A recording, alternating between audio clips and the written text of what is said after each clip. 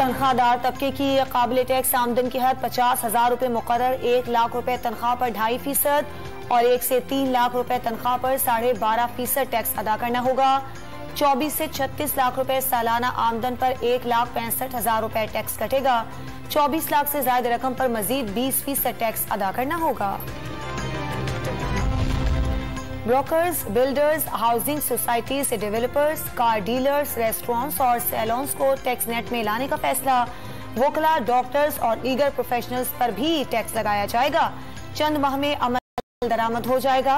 वजीर खजाना मिफ्ता इस्माइल का ट्वीट। मोनिस इलाही के खिलाफ मनी लॉन्ड्रिंग केस में नवाज चपरासी का नाम सामने आ गया। FIA का नवाज भट्टी के 32 बैंक अकाउंट्स होने का दावा। साबिक विफाकी वजीर ने लाताल्लुकी जाहिर कर दी।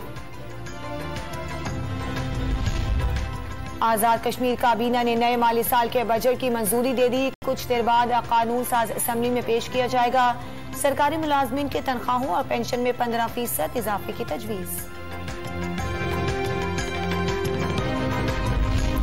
दवाओं की कीमतों का तयन न करने का मुबैना स्कैंडल। FIA ने लाहौर में ड्रैब के 4 अफसरान से तहकीकात का फैसला कर लिया। 27 जून को सवाल जवाब के लिए तलबी।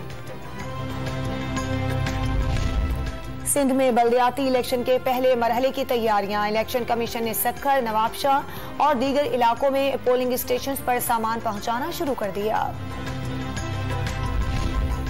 जमात इस्लामी ने रहीम यार खान से महंगाई के खिलाफ ट्रेड मार्च शुरू कर दिया। सिराजुल हक का हुकूमत को 72 घंटों में महंगाई खत्म करने का अल्टीमेटम। और इलेक्शन कमीशन ने PTI के सेनेटर अब्दुल कादिर की नाअहली के लिए दायर दरखास्त समाअत के लिए मुकर्रर कर दी।